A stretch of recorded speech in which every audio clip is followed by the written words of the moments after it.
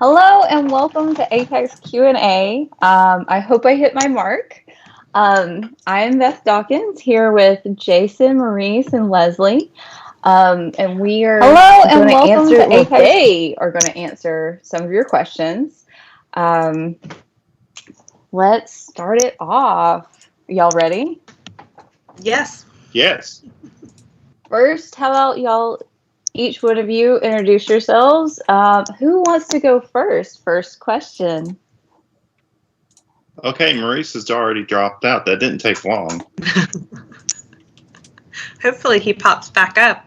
Yeah, he's probably got technical issues. So I can go first. I'm Jason Sizemore. I have a titanium jaw, which makes me cyborg and partial superhero. I am the editor-in-chief of Apex Magazine, and I look forward to answering all your questions.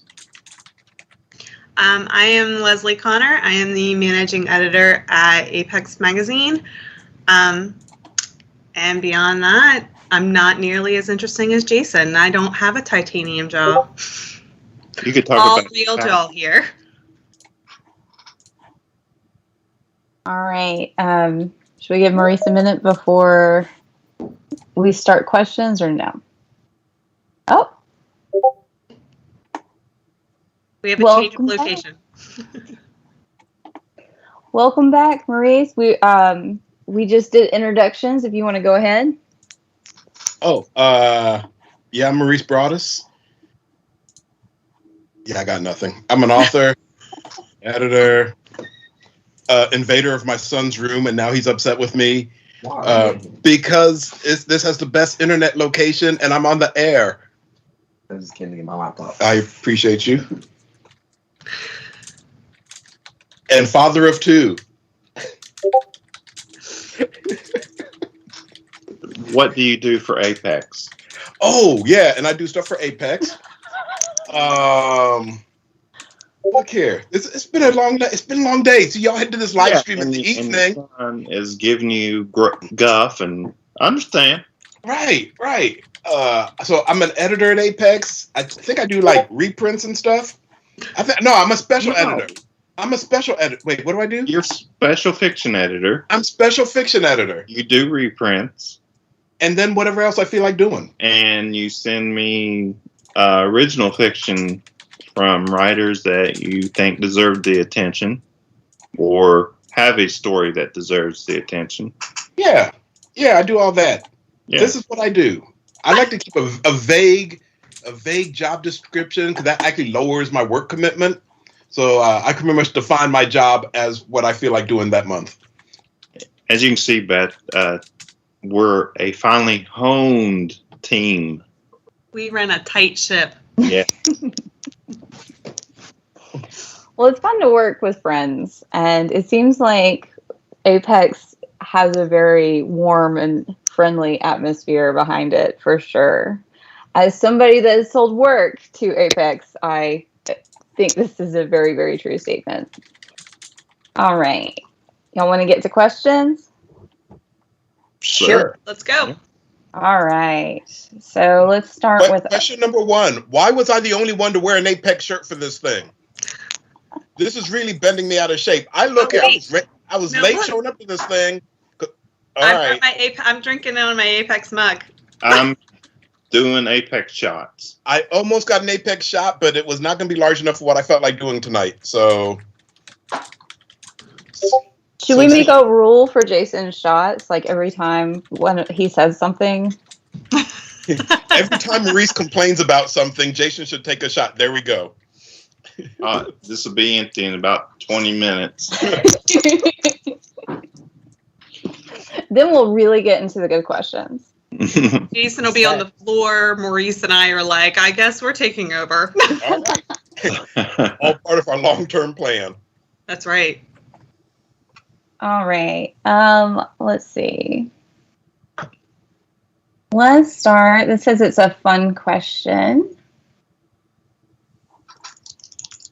So, a new mandate limits you to only one form of potato the rest of your life. How are you preparing those spuds? I think I know who sent this one. Yeah, I think I do too. Okay, well, first I will use a potato peeler. One of those knuckle busters that I'm very skilled with, like. And then I dice the potatoes, put some vegetable oil in a pan, heat it, let it get hot, dump the potatoes in, garnish with some herbs and then I dice the potatoes. I'm keeping French fries. That's my answer. I'm keeping French fries. There you go. Yeah. So I'm probably going with mashed potatoes, although my mashed potatoes usually involve lots of butter, sour cream, at least 3 kinds of cheeses, that sort of thing. That's the king spud right there. There you go. Maurice, do you add milk or cream to yours? I do not. Mostly because of how many, I add cream, cheese. At least 3 as one of my cheeses. So I don't know if that counts. So with this question, does it have a background to it? There are a lot of potatoes going around on the Apex Discord. That is a hot topic of conversation. We play hot potato with that topic. Why, Jason? Why are we doing this? I'm done. Good night, everyone. All right. If you think back over your time at Apex Magazine, what were a few of the stories that you remember being most proud of the magazine publishing, original or reprint? I think it means both original and reprint. Oh my God. Even though he's sitting right there, I'm going to say Pimp My Airship. Yeah, I think it was in our second issue. Yep. It was just so groundbreaking and just so damn entertaining and fun. Also with a very vibrant socio-political message. And here I am years later, and I still think about that story all the time, not just because I published the novelization of it, but just the fact that it kind of predated a lot of the current awesome fiction that we are seeing from writers of color and international fiction. So well done, Maurice. I applaud you yet again. Oh, wow. Thank you. I have a reprint that I'm very proud of. Each thing I show you is a piece of my death by Gemma Files and Stephen Barrister. Apologies, Stephen. I always mess up your last name. But it's this wonderful meta piece about a cursed video. And I don't know if it or like that awful VHS series of movies came out first, but Gemma's story is so wonderful, and it continues to be by far our most popular reprint. All right, I'm done. You're done? I could talk. I could answer this question all night. So I would just say anytime that we publish a new author and it's their first sale or their first pro sale, that is super exciting. Because I know they're super excited, and it just makes me really super happy for them. So, and I know we've done a lot of those over the years, and I get really excited every time it happens. See, my favorite. Oh goodness! you had to say Cheshire Burks. You know what? I was actually so rather than just say she toy, which was Cheshire. That was a landmark story by Cheshire. Man, that is one of my favorites. I ain't gonna lie, that was one of my favorites. In fact, so I'm kind of torn because there were like two All right, I'm torn over my 2 guest issues of Apex. Is actually what I'm torn over. And so there was the issue that had the Seishi toy in it, and it had and it had Walter Mosley in it, which was the fruition or completion of I don't know. He was such a huge influence on me as a writer, and so to turn around and be able to publish a short story of his was huge. But then also the Afrofuturism issue that had like Stephen Barnes and Tananarive Due and Tobias Buckell and LaShawn Wowneck. Yeah, those would be the 2 pieces for me. Of course, it still seems self-serving. The 2 issues I edited, I really loved out of Apex. So it's fine. Okay. I think that's actually normal. I'm glad that the stories that you selected are ones that left mark with that I enjoyed. Well, there you go. We would all hope so, I think. Mm-hmm. Okay. When you consider the format of snap judgment versus the actual submission process, would you be more likely to give a story with a slower, less effective opening a chance if it came to you as a 2nd or 3rd round? So before this, to anybody that hasn't seen the snap judgment, do y'all want to explain a little about that? Yeah. So basically, you have a panel of editors. It was Lesley, myself, and Mike Allen. And for future snap judgments, that 3rd person will be a rotating series of different guests. The person who is hosting, it was Andrea Johnson last time. She reads the first 250 words of a short story, and we give our take on that first 250. Whether there was a point in the story that we would stop reading and immediately reject it, or if we would keep reading with caveat, like it is starting a little slow, but there were certain aspects that kept us interested enough to keep reading. All right, so to answer that question, yes. If a story has made it up to past our slush team, I am more likely to give it a longer read because I trust my editorial team and Lesley, Maurice. No, I trust Maurice too. And so anything that's from the slush or from a slush editor or Lesley, since Lesley's my managing editor, anything she sends me gets a heck of a lot more leeway, just in general, because she and I have been working together for so long. Same with Maurice. So yes, the answer to that is yes.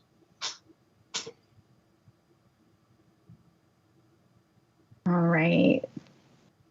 Lesley, did you want to add anything to it? I can say that I do think that in most cases, I do read beyond 250 words because I'm reading everything that's been recommended from the slush team.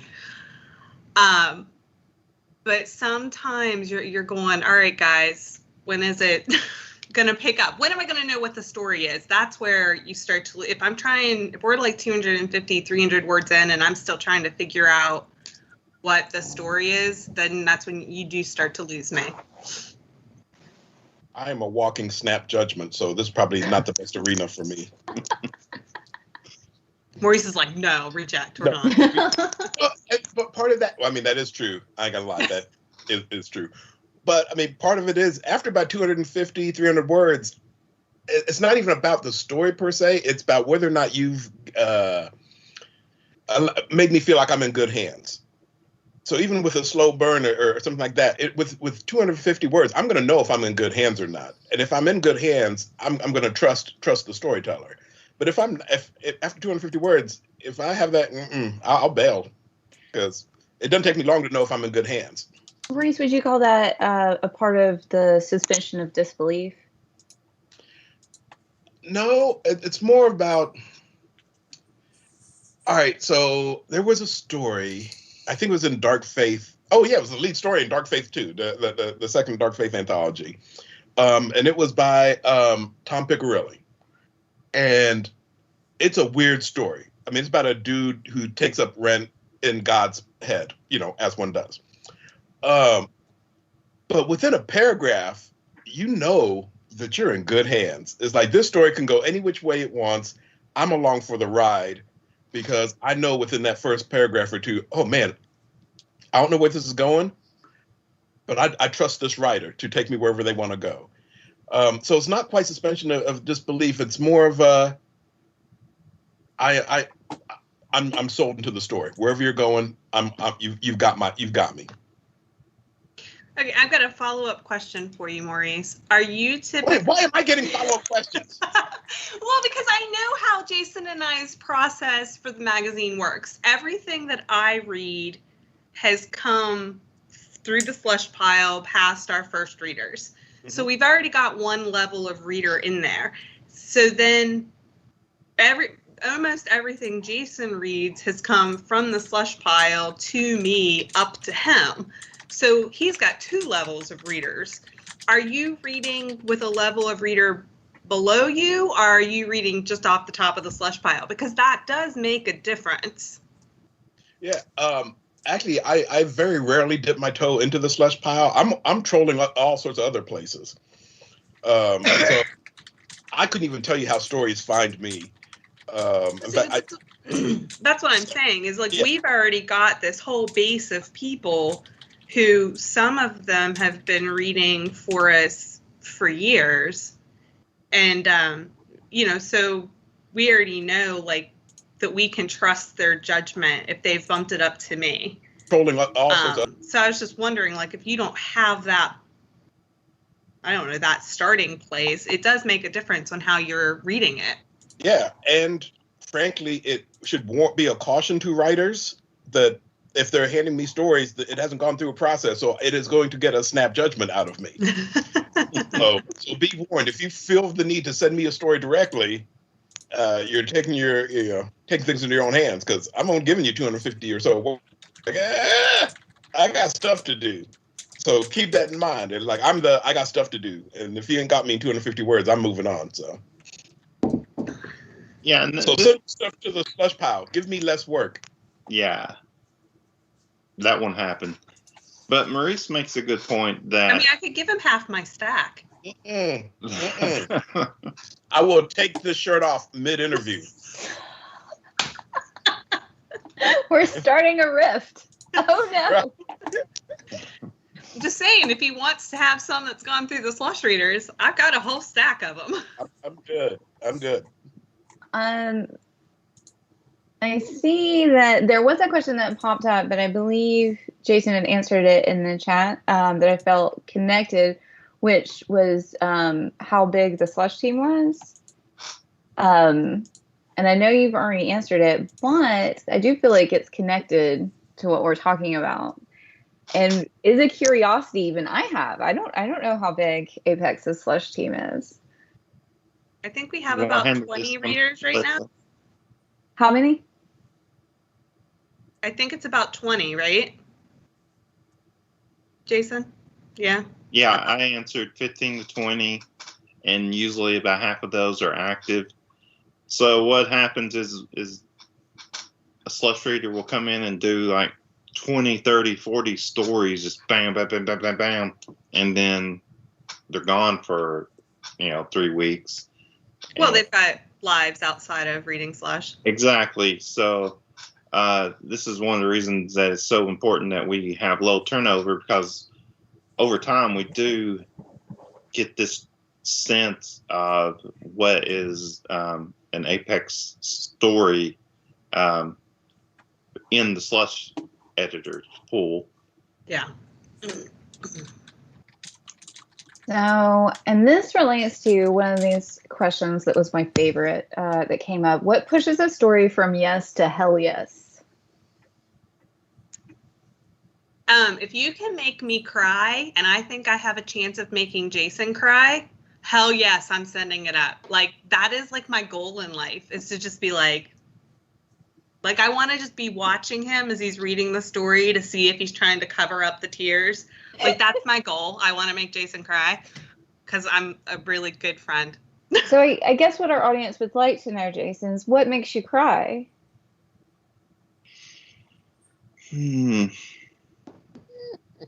Not a whole lot. Usually he's like, why were you crying? Hey, no. Hey, this, Jason, ignore her. This is a safe place.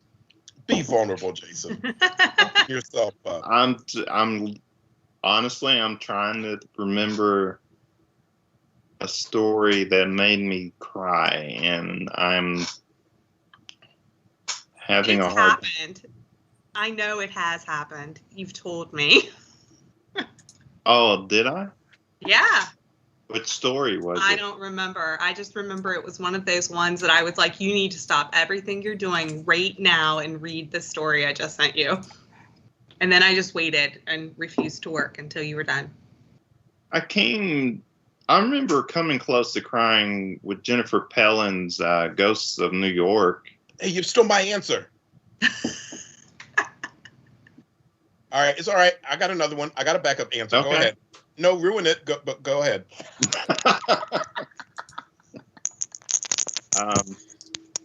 Yeah, that one hit hard. Go ahead and share yours, Maurice, while I dig around my brain for another. Okay. So, because Ghost of New York was going to be one that I was going to say. And for me, it's not a crying moment. It's like the high five moment. At what point do I want to just high five either the author or Jason? Or I got to high five somebody, one of those things. And so Ghost of New York was one. And then Cherie Renee Thomas's most recent story. That was another one where, I mean, I was ready to high five someone. I think I was like 2 sentences in. Like I said, I'm a snap judgment person. I was 2 sentences in. I'm like, yeah, we're going to buy the story. And Jason's like, you at least have to read the whole story. And I'm like, okay, but I'm a snap judgment person. And I can tell you after 2-3 sentences, I already feel good about this. One of the best opening paragraphs I flat out ever read. Right. And that was it. And so then by the time I got to the end of the story, I'm like, oh yeah, we're buying the story. And then Jason was like, can I at least have a chance to read it? And I'm like, and then like Lesley, I'm like, okay, but I ain't doing nothing else till you're done. So this is how things work here, you guys. Maurice and I find stories we love, and then we just stare at Jason until he reads them. Right. Yeah. So maybe that's the standard. What causes us to quit working? There you go. The chat pointed out one story. Adam Shannon's On the Day You Spend Forever with Your Dog. That one's a rough one. Oh my That one's gosh. rough. I'm a sucker for pet stories, and when I was a kid, Old Yeller and Redfern Groves, always had me bawling, and that's kind of in the same vein. Thanks for mentioning that, Mike Baldwin. Now be impressed. Now you're going to get all the dead dog stories. All right. The talking animal stories, because that's usually my big go-to move. Like, if it has a talking animal in it, it's probably getting a second read out of me. All right. What if a slush reader rejects a story? Does the rejection come from them? Is there a way for a writer to know whether they made it to that second level? I send an email. If you get past the slush readers, you get an email that says that we're holding it for further consideration. So if you don't get that email, you didn't make it up to my pile. And then then I send another email. If I've read it and I'm bumping it up to Jason, I send another email. So all the way through where it is. I didn't set up another question automatically, so there was an awkward pause. Sorry, I was like, I sent an email, answered. Yeah, I mean, that is pretty. All right. What were your immediate reactions when the Apex Kickstarter funded, and how do you plan to celebrate when it comes to a close? What extra celebratory awesomeness will be involved if all the stretch goals are met? Oh, wow. I think Lesley and I squeed at one another over text message for a good 15 minutes. Yeah. Like, praise the Lord. We get to do more issues. Yeah. Now, if we hit all our stretch goals,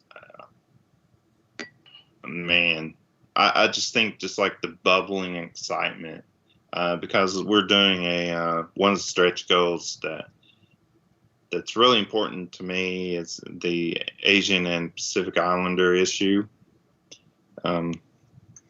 And the goal after that one is having drop art accompanying all their stories. I just think it would just art. I just love, reading stories that are illustrated and being able to say, if your work is published with us, you're going to have an illustration that just, for readers and for writers, I can see that being very exciting. And as for the editor and publisher, it fills me with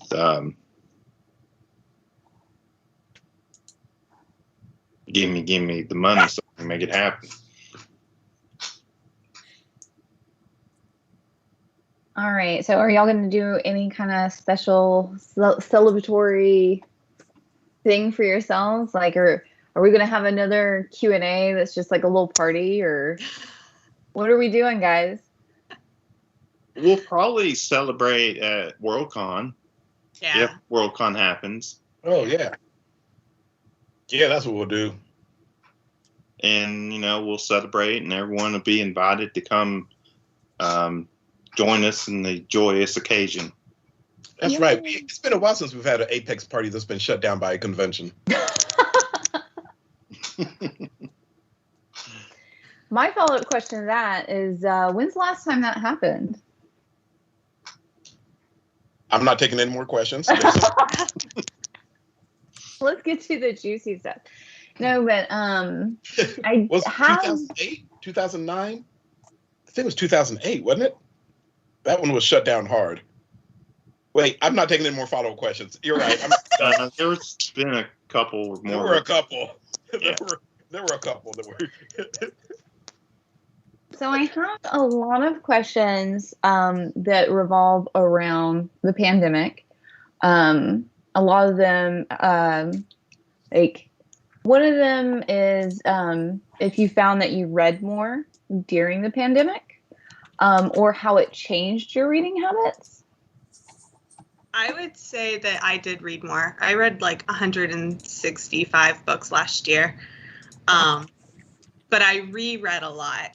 I went back and reread old favorites. Like and stuff that is very fluffy, nothing that took a whole lot of headspace. Like I reread the entire Sookie Stackhouse series. I reread the entire Meredith Gentry series. I reread The Stand because I hate myself, but so I think I did read more, because normally I read about 100 books in a year, so 165 is significantly more. Well, there was nothing, you couldn't really go anywhere. So. No, I couldn't go anywhere, and all my Girl Scout stuff got canceled, so I stayed home and read. You're always telling me, I wish I could get out of this event so I could just sit here and read. And now he's revealing the real secrets. Don't tell people that. I love my Girl Scouts and the fact that I usually have multiple events every single weekend. Yeah, it wasn't the Girl Scouts. No, it's just the overscheduling. Right? I read less, but wrote significantly more, we'll say. Significantly more. I don't want to go into too much detail, because I know some of my friends just could not write at all, and then I come across as callous, considering I can write. So, but yeah, I wrote a whole lot. I read less and edited a heck of a whole lot more. I did a lot more freelancing, taught a lot more classes online. I just found that reading at times could be a challenge with all the stress that was going on. But I did read some good stuff.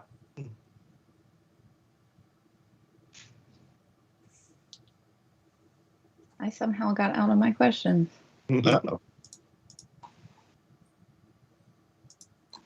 Here's a question from Michael Baldwin. How much networking goes on with editors from other magazines? Yeah, that's the one that I was about to say. I got your back. I'll be honest, I'm very horrible about networking. I have really bad social anxiety, so you see me at conventions, and if I don't say hi to you, it's not that I don't want to say hi to you, it's because I'm like, they're not going to know who I am, and then I just shut down. So I don't do very good at networking. I'm really bad at it.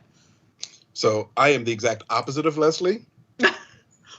And so if I'm, well, there's that. And so if there's an editor out there and I'm at a convention, oh, guaranteed at some point during that con, we'll be chatting.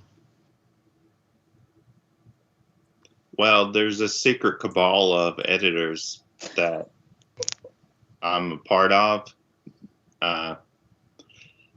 I'm probably going to, be punished for bringing it up. I am flat out lying. There is no cabal that I know about. Cover, Jason. But the editors do all chat with one another quite often. I think I have really good relationships with most, and there's a lot of like, hey, what should I do about this situation, or what would you do in that situation going on? Most of the editors are all very sweet, nice people, which I'm sure comes as a shock to most.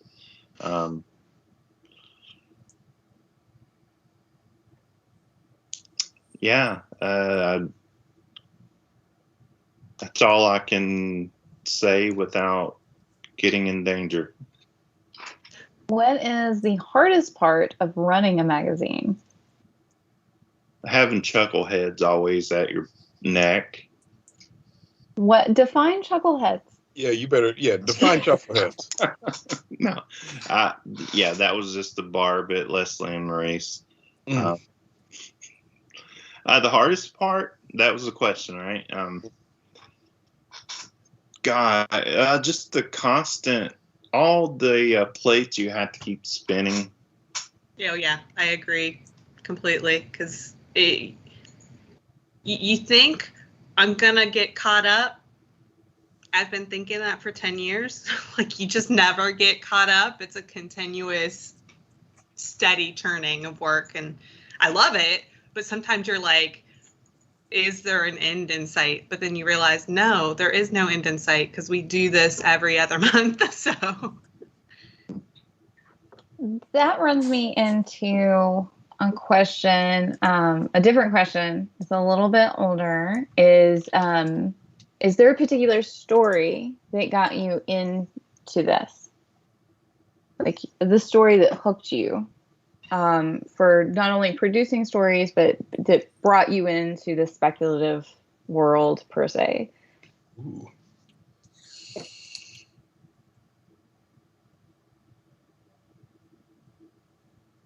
That's hard to answer when you have a zillion stories.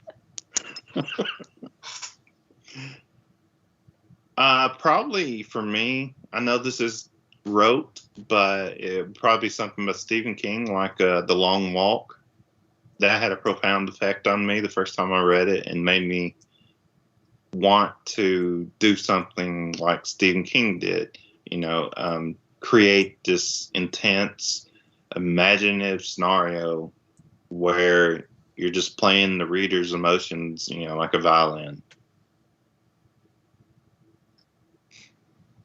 I don't know that there's one particular story that got me into speculative fiction or anything. I mean, I I can say reading Jennifer Pellin's collection, Unwelcome Bodies, is kind of what got me into wanting to work with Apex and wanting to read everything that Apex did. I bought that collection at a convention many years ago, and I loved it, and I just wanted more and more and more. So that's how I kind of came to want to be part of Apex and everything. But as far as what kind of got me into speculative fiction and stuff, I can't really point to one. My dog is going to decide to be very loud. I'm sorry. Let's see. Speculative fiction. I don't know. Oddly, I'm torn because I fell in love with like Edgar Allan Poe in high school. If you can picture me as like a goth, moody, sort of nerdy kid in high school, that would be me. Like a sinister minister type of. Right. With all of the dark emotions. Mm. But then I would, after that, I would point to probably Neil Gaiman's Sandman run. That really sort of hooked me into. I was like, ooh, the power of story is huge. And so that was probably the thing that got me really connected to the whole idea of story. I'm trying to think what there was with Apex. I'd have to think about what it was with Apex in particular that drew me in, but I think it was an acceptance letter. Suddenly I love all things Apex. So, All right. What is on your Apex wish list? For example, something you love to do or offer. Dark Phase 3. I mean, something. Oh, wait. That was... Whew, got something caught in my throat. My bad. I'm sorry. Lesley, Jason, did you have an answer? I'm sorry. I blinked out. I did not hear. The wish list. Lesley, do you have anything? I mean, right now, I'm going to think super short term. I would love to get the rest of next year funded through the Kickstarter. Like, I know that's super short term, but right now that's where my head is. Like right now, that's what I'm thinking about. Beyond that, I mean, I just want to keep being able to find amazing stories and publishing them and bringing them to our readers. So I do have a short list of writers that I would love to publish in the magazine. One of those is actually one of the featured writers for the Kickstarter, and that's Gabino Iglesias. I'm a big fan of his and an admirer. But I don't really want to be dropping the names because, they most likely will never hear it and never send me anything anyway. So I have certain website improvements in mind. One thing I still want to do is have some kind of really fancy cover art gallery kind of thing, like an immersive 3D experience. I have no idea how I would pull that off. If I ever came across a pot of gold, I could pay a savvy web developer to do that for me.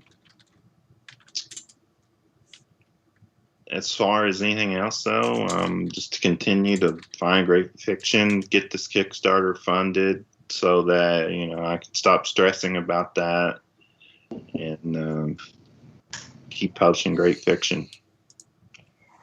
Themes and concepts that you see too much of in the slush, or I guess, well, Lesley, you said the slush doesn't come up past to you, right? Yeah, I read everything that the first readers recommend, and then I weed that down and recommend things up to Jason. Lately, and I don't want to say, because I don't want to say I see too much of it. But I feel like I'm seeing a lot of stories about like the Earth has been devastated by climate change. So there's some sort of space station. I don't even want to say a generation ship, but usually it's like a space station that's off of Earth. That's struggling because they had to put it up there really fast because we had to get off of the Earth.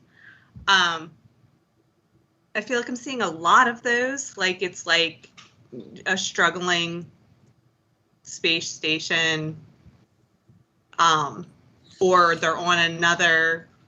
Yeah, I just feel like a lot of climate. And I don't want to say. I'm not even saying I'm seeing too much. I just feel like I'm seeing a lot. And I think it's on everyone's mind, is I guess the way to put it. It's on everyone's mind, so I feel like we're seeing a lot of it, but that's not necessarily a bad thing. It's just the first thing that came to mind that I'm like, oh yeah, I've read a whole bunch of those this week.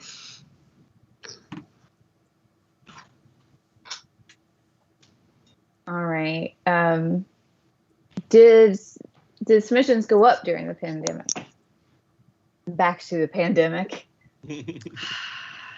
Well, we reopened from the hiatus after the pandemic, and that first few months we had well over 2,000 submissions a month for the first few months. So we were open. I mean, it was a massive, massive amount.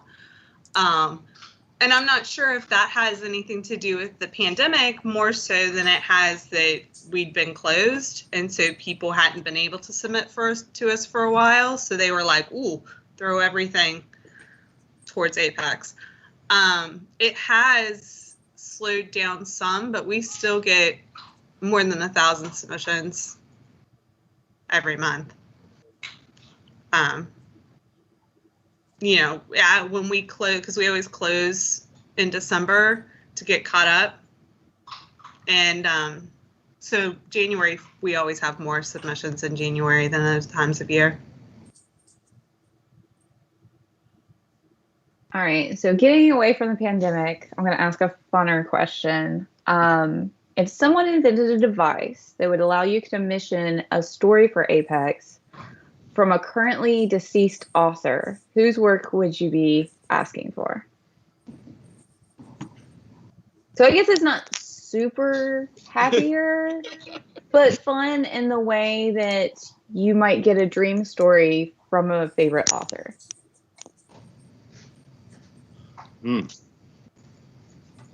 I figured you would have one on the tip of your tongue, Maurice. I'm trying to. Well, I'm going through my Rolodex of dead people right now. Yeah. Thank you. The way I worded it did not make it sound fun. Still alive, or? I mean, I'd love to get a Toni Morrison story. How's that? I I can had top answered that one. What? I don't think I can top that. Yeah, you might have just shut it down right there. Yeah. Good. My job here is done.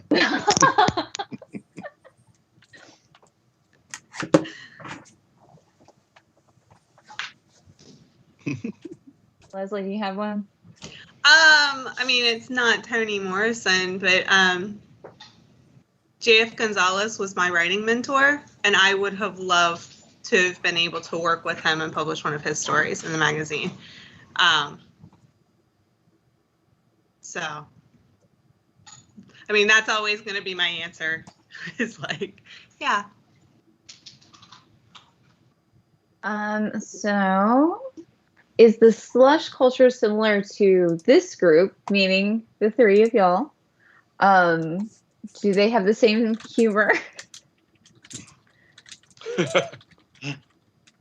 Do they have the same humor? I think so. If judging by the representatives that are on our Discord. Yeah, we have a really great slush team, and they are super awesome to work with, and yeah, they're great.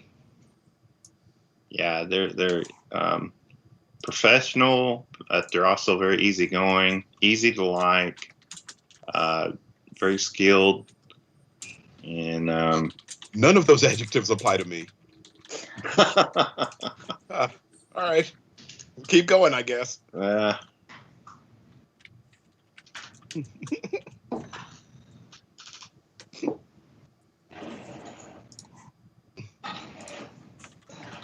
right. Are there things going on now in the wider world that you'd be interested in seeing stories reflecting, reacting to, or commenting on? Oh, man. God, my initial reaction is like, no, I don't want to see more. But I mean, I know if it was done really well, I'd be like, this story's perfect. Right. But it's like, when you immediately say it, I'm like, no, I want to read slush that's going to not make me think about that. But like I said, I know that I will, and I have read stories in the slush that I am like, oh man, that one hurts. Let's send it to Jason and let it hurt him for a while. Yeah, but I mean, that is how we got Cherie Renee Thomas's story. Well, when all said and done, I mean, she was writing and reflecting on some of the events that have been going on in the world, which were vibing right with where my headspace was at, and there we go.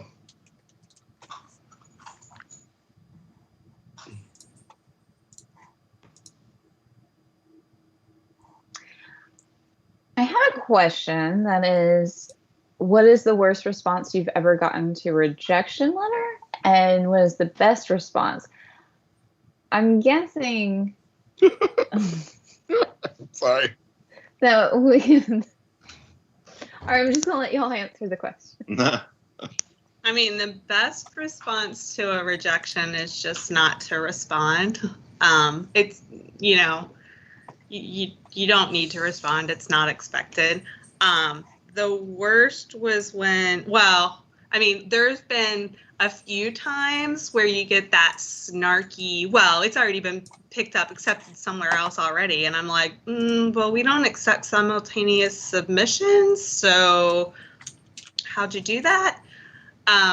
But the worst is probably the time somebody told me that they were going to sue me for discrimination, for rejecting their story.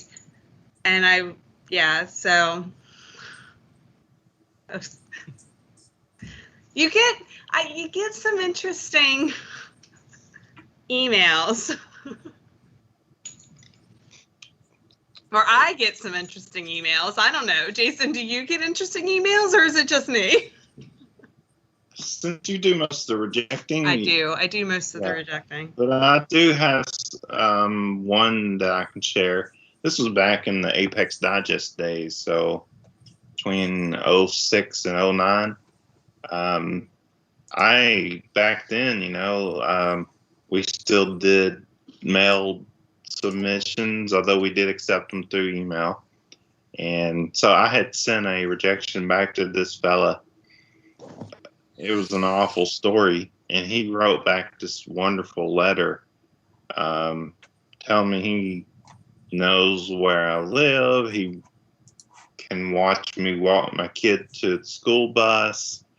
It was just crazy. And yeah, I was given advice to turn it in to, local police in case he did something, but I'd like to just give it no attention and hope that it would go away, that this dude was just pissed off in the moment. Pissed off in the moment long enough to write a letter. Exactly. Like, that's a long moment, Jason. You realize that, right? Yeah. Write a letter, address it, find a stamp, go to the mailbox. Well, I'm like, if I go to the cops, I've got the letter, Yeah. See, so, I've mentioned that, I it's hard to get stories to me. So there is that. I make it purposely hard for, 'cause I would rather go hunt stories rather than stories find me. And yet, I do distinctly remember being at a convention being in the bathroom stall, and an envelope comes underneath the stall. I'm like, this is really, as far as submissions go, this is not the way. This is not the way. That's amazing. Right. Someone asked a question that I'd like to answer real quick. Why are you named Apex? That was the one I was about to ask. Oh, okay.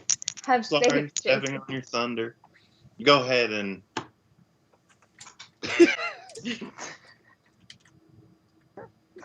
Why are you named Apex? Oh, okay. Good question. Because I was looking for a sounding name that started with A, because I wanted to be listed towards the front of these like website aggregators for submissions.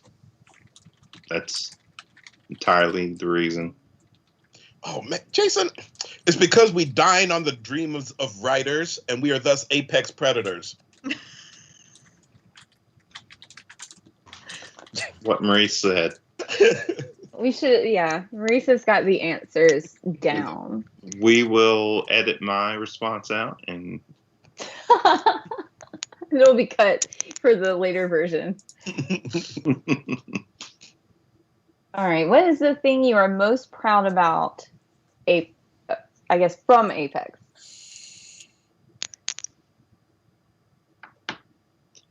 seeing some of the writers that I've published, like one of their first or second stories, and seeing them go on to great success.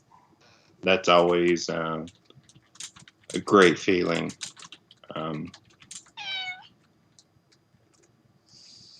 Who was that? Was that Ferb? It's Ferb. Ferb not like my answer? Ferb heard your voice and has decided she wants to come try and find you, apparently. Well, I miss Ferb. She's a sweet kitty.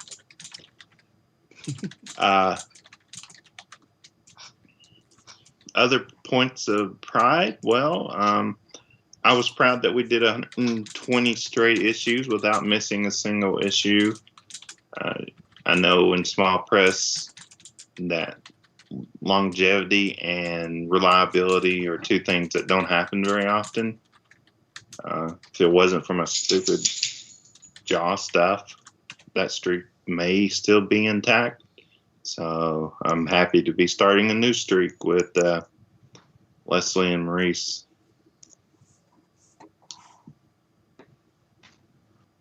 Lesley, Marie? Something we're particularly proud of. I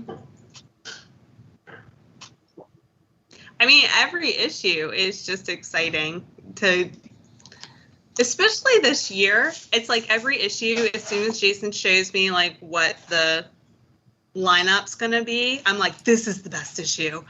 And then the next one he shows me and I'm like, no, this is the best issue.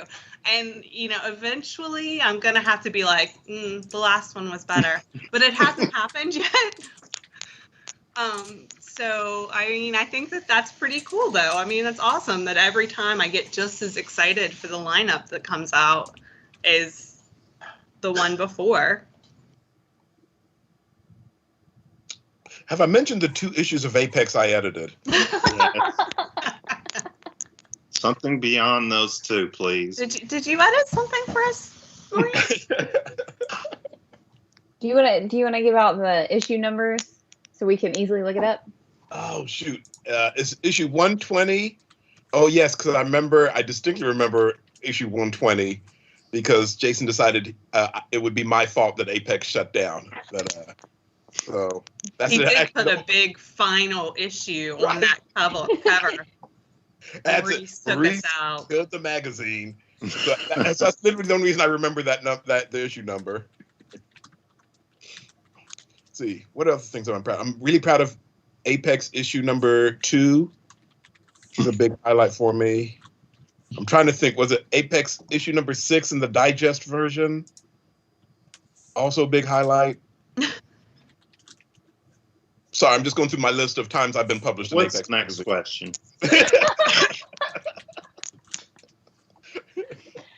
All right, let us pick one of these out of the fun one. What real-life living creature terrifies you? You know, so they can go write stories about these things.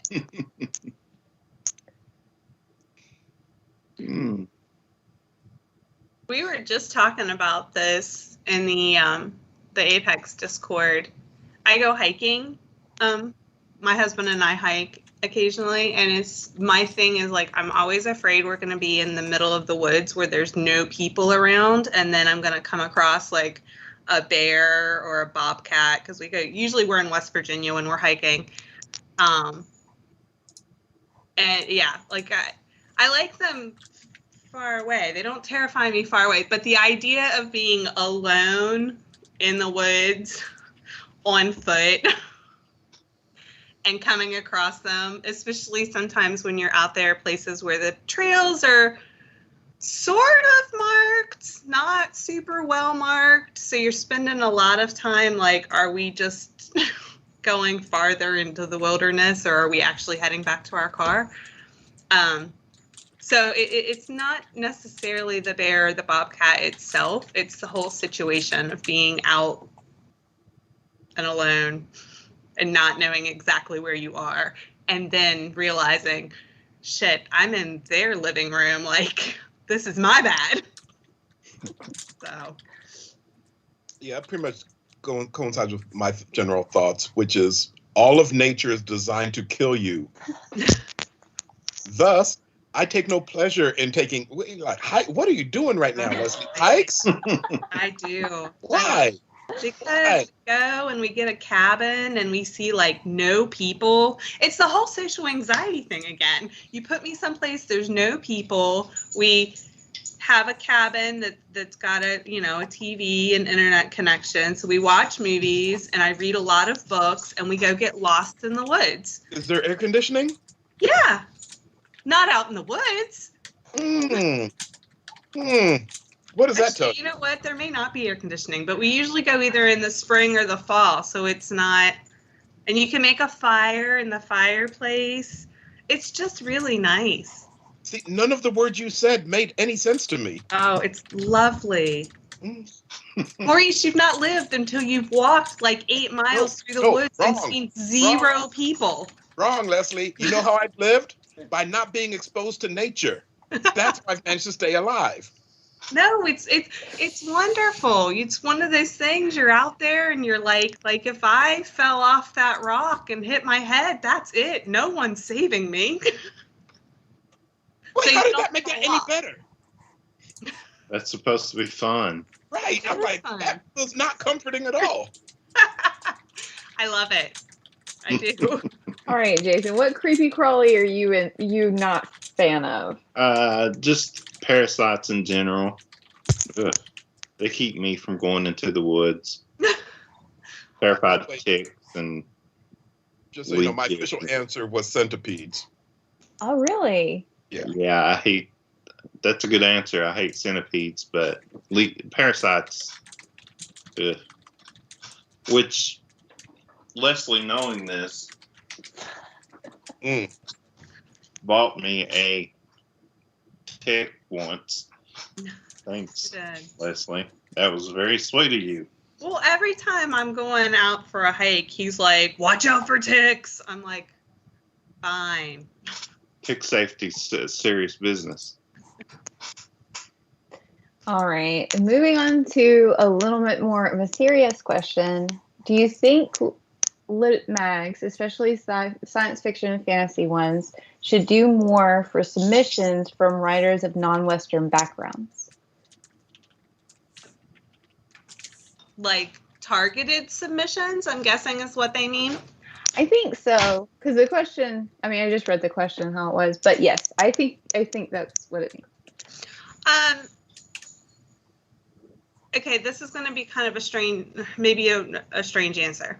If you're a magazine that has a very limited submissions window, then I would say yes. Like if you're only open for a month or a couple of weeks or a couple of weeks every few months, then yeah, it might be, because what you've got a submission window, and like most places don't take multiple submissions. So if an author sends in a story, they're not going to have time to then in that window send in another story. And that, I could see that it would be beneficial there, because basically you're giving like a wider window to authors who maybe are less represented in the TOC. You know what I'm saying? We're open 11 months out of the year, and I hope that authors feel like, I mean, as soon as they get a rejection, there's no throttling in ours. As soon as we pass, you are welcome to send in another story. Because we're open for so long, it's really hard, unless we do a special issue, to then have a special submissions period for our marginalized writers, because we're open 11 months a year to everybody. So if you've got 20 stories sitting there, you can churn through them. And I mean, hopefully you're getting hold notices, and then I feel really bad because it takes me a while to get to you. But, you know, hopefully you can send them in back to back to back to back to back. There's no wait. Well, building on Lesley's answer, I think there's something about, I think the word here is intentionality. And so I look at Apex, for example, which I'm assuming that the writer of the question is kind of saying, hey, what does Apex do? But there's a matter of intentionality. So Apex has, for example, special editors whose job it is to go to different places and search out these stories, for example. And it's not just me. I mean, Apex has enjoyed a reputation because of the stories we've published from international writers and non-Western writers and the BIPOC community. You know, we do enjoy a certain reputation of inclusivity, and not a passive, hey, we're open, send us stuff. It's like, no, we're coming to you to search for these stories. So we have editors that go out. We have friends of Apex who go out and stay open to story submissions, and who recommend stories and say, hey, have you checked out this author? Hey, have you checked out that author? And so with thus sending us after some of these authors. So, and we get requests all the time of, hey, you know, what about translations? You know, and I think we get these sort of requests because we enjoy reputation for being not just a welcoming space, but a space that is intentional about finding authors and bringing them in. Yeah, I have had authors that we've worked closely with in the past who have sent me an email and been like, hey, just to let you know, this story is in your slush pile now, just to give me a heads up so that I even know that it's there, because, you know, we get over 1,000 stories a month. So it's nice to get that heads up from authors who we know and work with and trust, to say, hey, this author, you're going to want to make sure you see this. So. Yeah, there are external and internal things the editors of these lit zines can do. And Maurice covered the external side.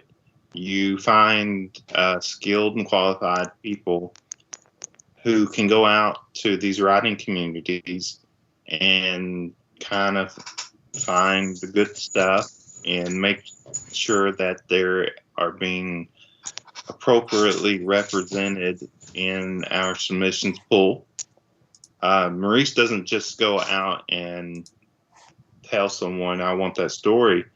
He communicates to people that we want to hear from them specifically, that we want to be as broad as possible when it comes to the individuals that we publish. Certainly we do want to publish the best stuff, but that has not been a problem, as the best stuff always comes from the broad selection of writers. So that means everyone will get represented. That means we're publishing stories from point of views that are different from a lot of the stuff that you may already be reading. And on the internal side, you can instruct your slush team to be on the lookout for work from marginalized people that may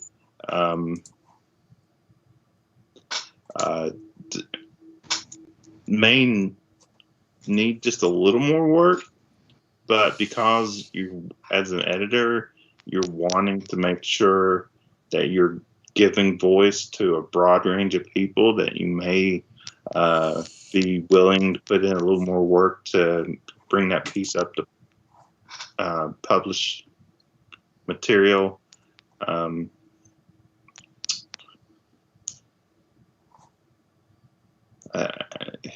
Anything else?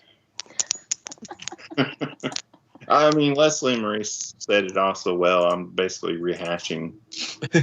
We had a question come in that goes back to the nature hikes.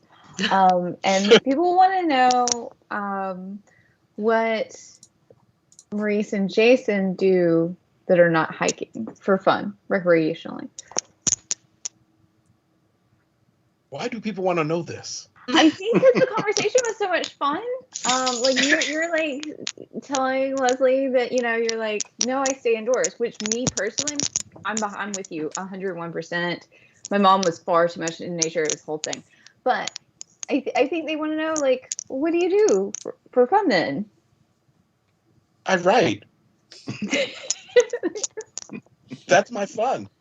And you know what? This is crazy because we actually had a big Broaddus family meeting about my writing habits because I had to go do a trip.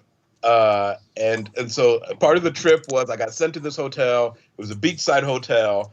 And my wife was like, are you even going to go outside and enjoy the beach? And so I ended up taking a picture of me by the beach with the beach in the background. And I'm like, is this close enough?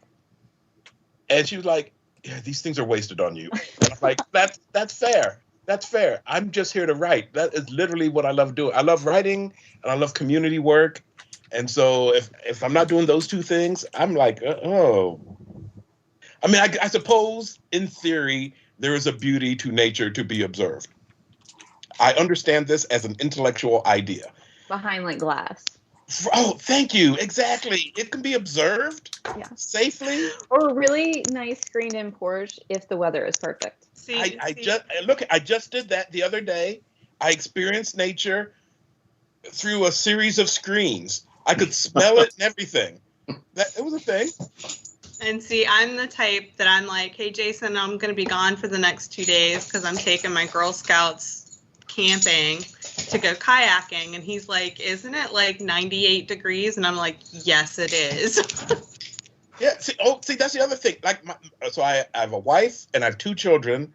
And like last year, they all decided they wanted to go jump out of a perfectly fine functioning airplane. And I'm like, why would you do this? Now that I'm not into, but I'll go kayaking and zip lining. And I'd like to say, Lesley, that's not any better. I know in your head you thought that sounded different. It did not. It is. It doesn't involve going in a plane and jumping out. It sounded a lot like I'm going to throw myself into a river and hope I live. That's what I heard. And I'm taking other people's children with me. Yeah, exactly. So, frankly, you're a monster. That's just sorry. My Girl Scouts love me. All right, they love me.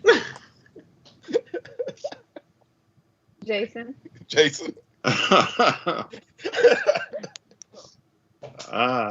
He listens to Maurice and I bicker for fun. Right. Yeah. I goof off online. I'm an interesting guy, you know. I do stuff. All the stuff. all the stuff. All the stuff. I get bored and harass my friends over text messages. That's something I like to do. Everyone's shaking their head, yeah. And I'm going, I can't answer you. I'm in the middle of the... I cell service. No service. See that now you guys wonder why I go to the web. Right? All of a sudden, there's a certain amount of sense to it.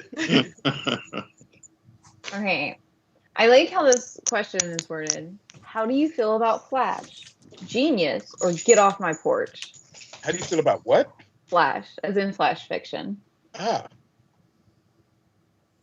be honest, I love Flash fiction, especially when it's amazing. Like when it's amazing, it is amazing. And you're just like, yes, but it's very hard to do. Like I am in awe of those writers who can send in a story, a Flash piece that just blows my mind. Yeah, I'm with you. I love Flash fiction. But I so rarely encounter any where I'm just like, oh God, that's amazing. Oh, it's hard to do. It's really hard, yeah. I think. Yeah. I mean, considering my snap judgment, if I'm going 250 words in, I mean, that's most of the story. I'm basically committed at that point. You'll read the last 100 words. Right, exactly. Okay. Do you see yourselves as artists? You mean as editors or as a writer? I see that it doesn't specify because I know, obviously, I know Maurice is a writer. I know Jason is a writer. Lesley, I don't, to be... I will say that, so as a writer, yes, I consider myself an artist. But as an editor, your job as an editor isn't that different from that as a curator anyway. And there is an art to curation, frankly. In fact, I will give an example of a case of editorial adultery, as I'll put it that way. Because I did a guest issue of Fireside Magazine, for example, and so when I was the guest editor for the magazine, so my father had just passed away. When I was doing the guest editing stint, and so I went and selected my stories and everything, and put together the issue, and then set it aside like I'm prone to doing, and then came at it, again with fresh eyes, and I realized I had chosen a series of stories that was processing grief. And basically the stories actually take you on a whole journey of grief, processing grief, and then what does it look like to pivot in your grief to start to be able to dream again. That's literally the theme of the issue.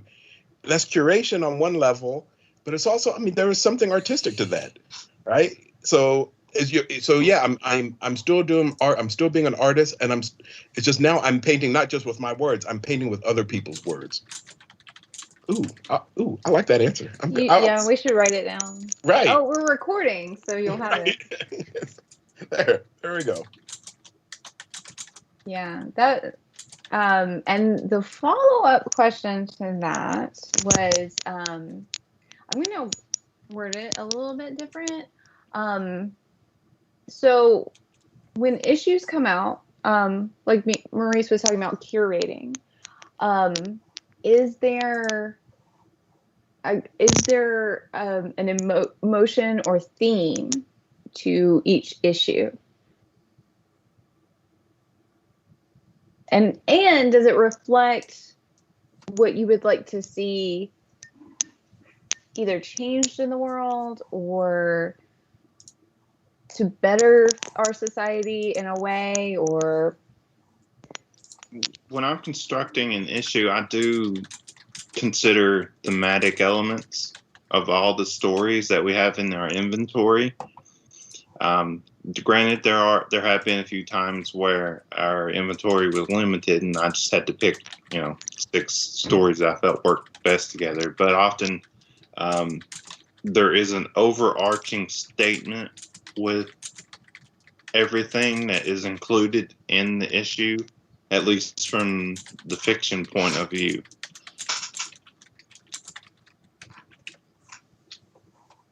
Jason selects the final.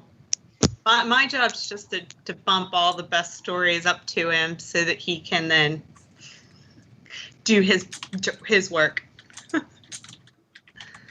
All right, I have a question for Maurice. In the Snap Judgment panel, both Jason and Lesley mentioned that secondary world fantasy wasn't in their wheelhouse. How does Maurice feel about it? Secondary world fantasy? I love secondary world fantasy. Don't tell Lesley. So I love what I love. I mean, I also love, like I said, I also love talking animal stories. So so these stories are going to speak to me in a different way.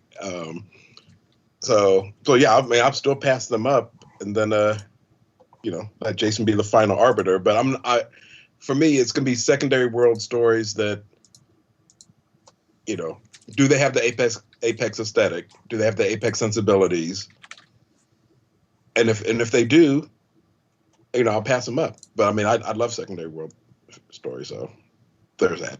We did say that, but we do publish quite a lot of secondary world fantasy work. So I just was saying that it's harder for me to sometimes get into those stories. So I do feel like I'm not as quick to snap judgment them, because I recognize as a reader, that's not what I'm drawn to. So I feel like that because I know that about myself, I'm afraid that my bias will make me snap too fast. So I tend to read farther. I can't wait for all the cover letters to now begin. Hey, can we shunt this story to Maurice rather than Lesley? I imagine after this, you'll get a lot of emails that is like, hey, I have a talking animal story. Right. I'm going to slip it to you under this email wall of the bathroom stall. Right. All right. I'm going over what we have left of the questions I skipped around. What book on your personal bookshelf is the most worn and well read?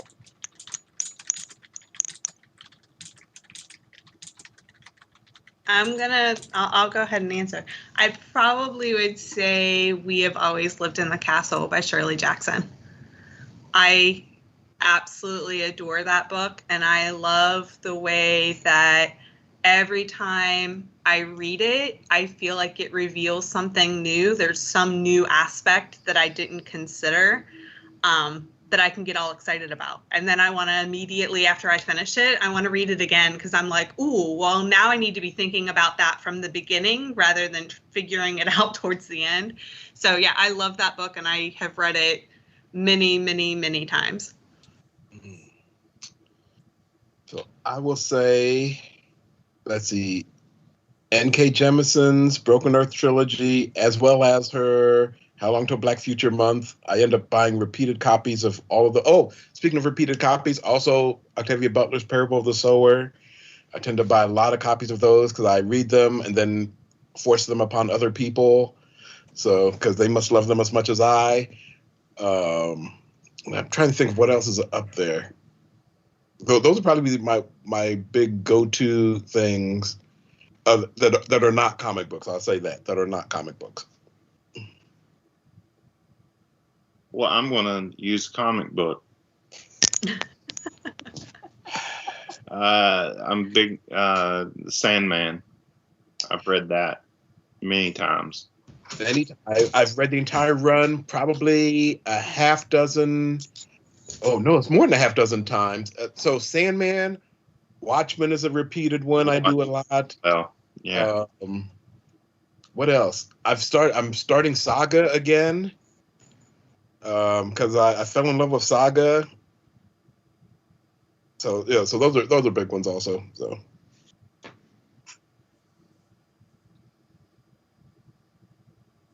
Okay. We're getting to the point where we can use more questions. So if you have anything else to ask, please send us more questions. Yeah. After a hard day of rejecting, what is your favorite snack? My favorites. Hard day rejecting. This is Lesley, the rejectionator. I know. And I actually don't eat a whole lot of snacks. So I guess Greek yogurt and frozen berries. I mean, I honestly don't eat a whole lot of snacks. By the end of the day, I'm like, all right, it's time for dinner. You trail mix and no. Okay. No trail mix. After I'm exhausted from sending out rejection notices and breaking hearts, I like to indulge in a big old pint of chocolate ice cream. Maurice? What was the question again? Your favorite snack? I don't know. Anything with alcohol. That's a liquid snack? I don't know if it counts. Well, I know. I was going to say, I do, at the end of the day, if it's been really hard, I do like to have a glass of wine, but it's not really a snack. And I don't break into it at the end of the work day. I wait till a little bit later. It's not like 4:30 and I'm like pouring myself a glass of wine. She's like an hour after working with me, like 11 a.m. 11 a.m. I'm like, Chardonnay. Mm-hmm. So we dipped into talking about graphic novels a tiny bit.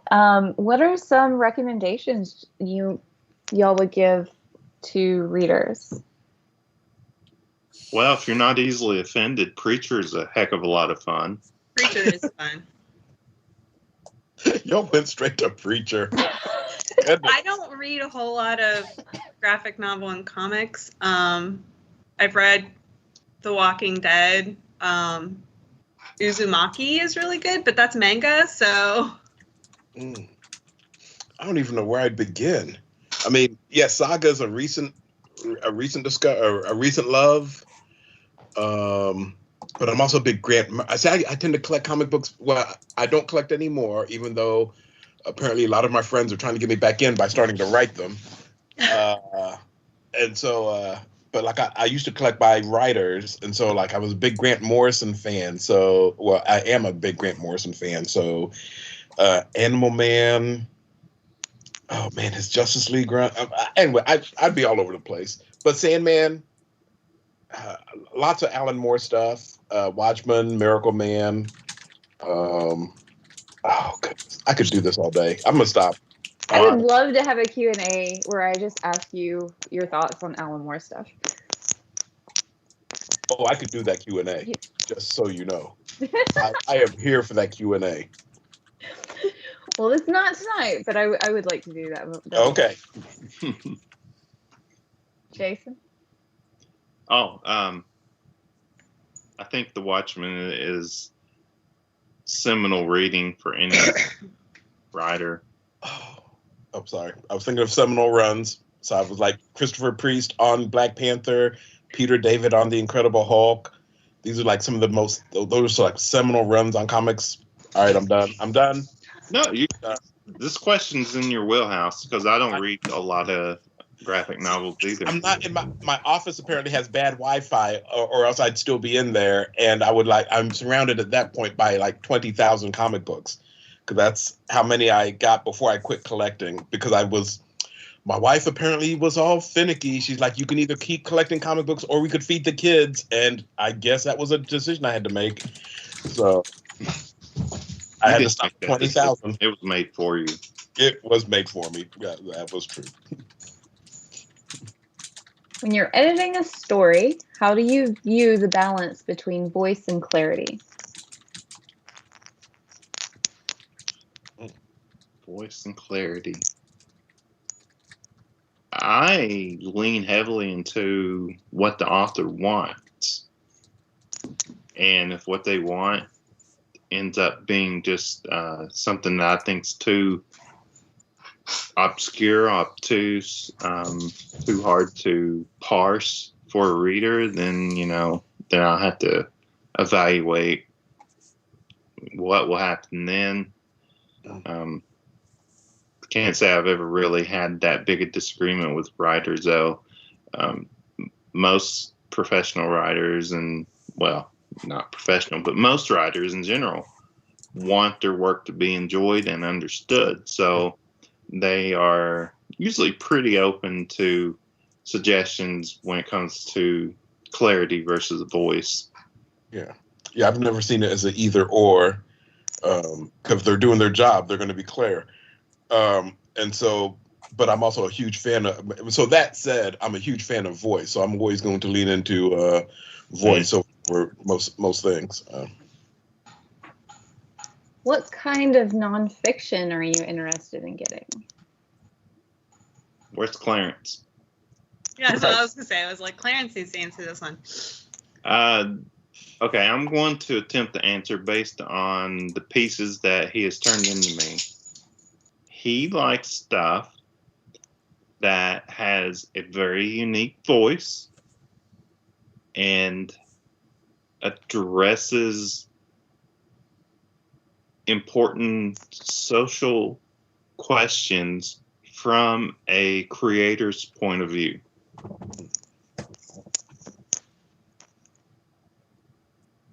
Yeah, which sounds like the exact sort of thing I would look for in nonfiction. So the next question,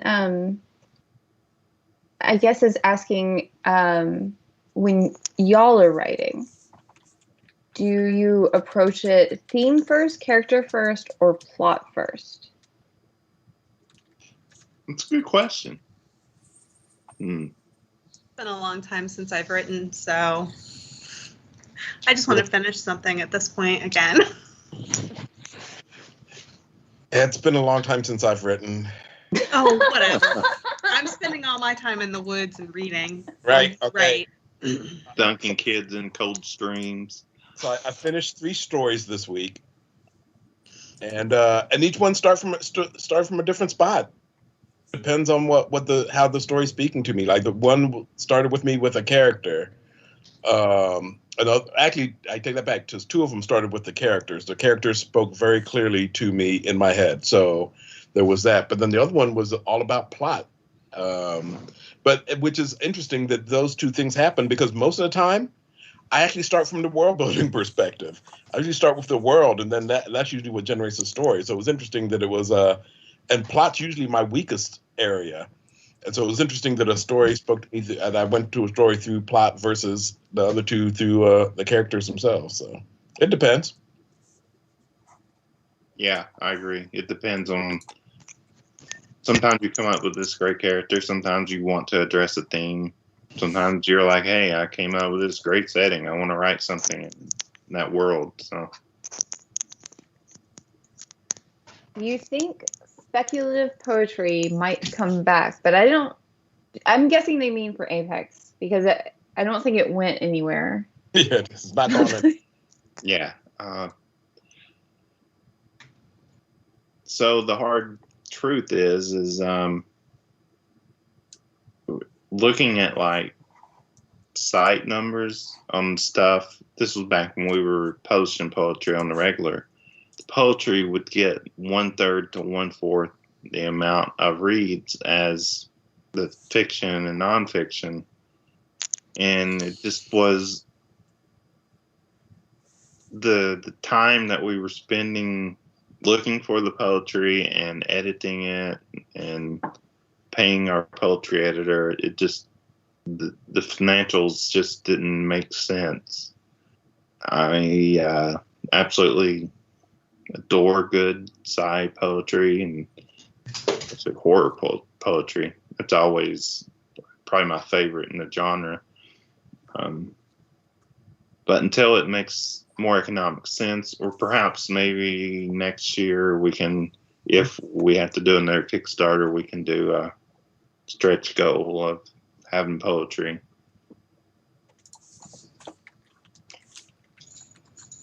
Well, we are officially about done with questions. So if anybody has one more left that they want to pop in, let me know. I'm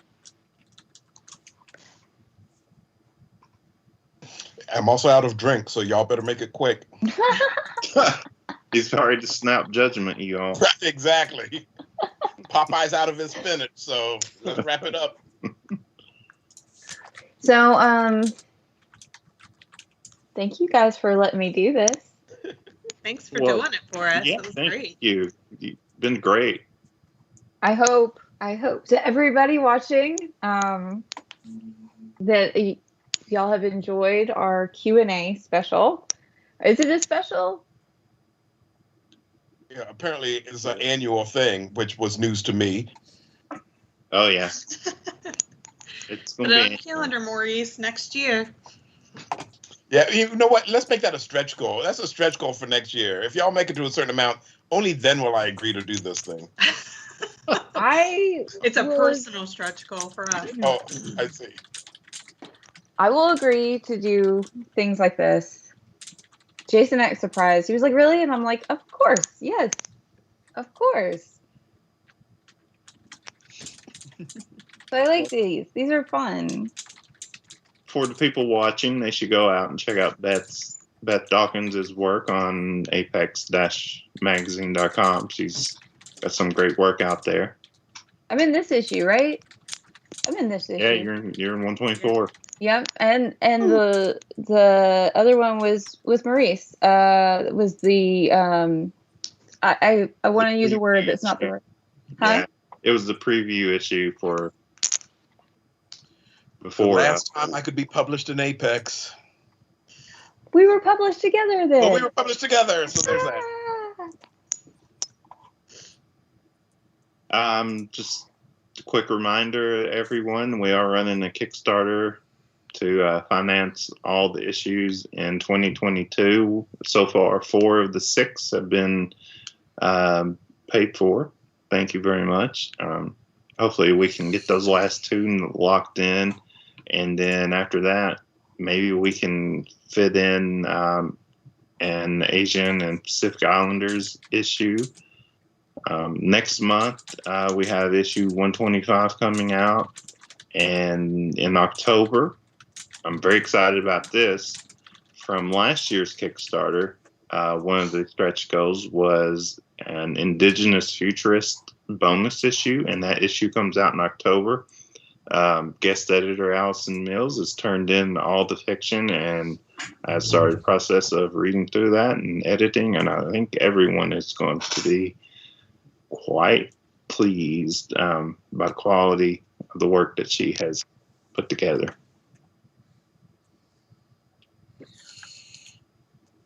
And thank you, Beth, for hosting, and Lesley for giving yet another hour and a half of her time, and thank you, Maurice, I guess.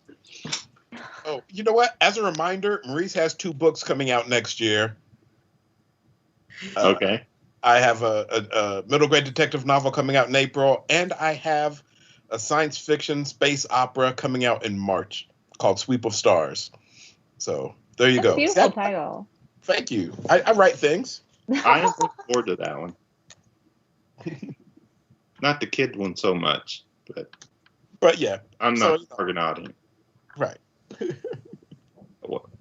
Beth, you want to wrap it up and sign us off? I will. Thank you again for watching. What is the strange? What is the tagline? Apex tagline. The strange, surreal, beautiful. real and beautiful night.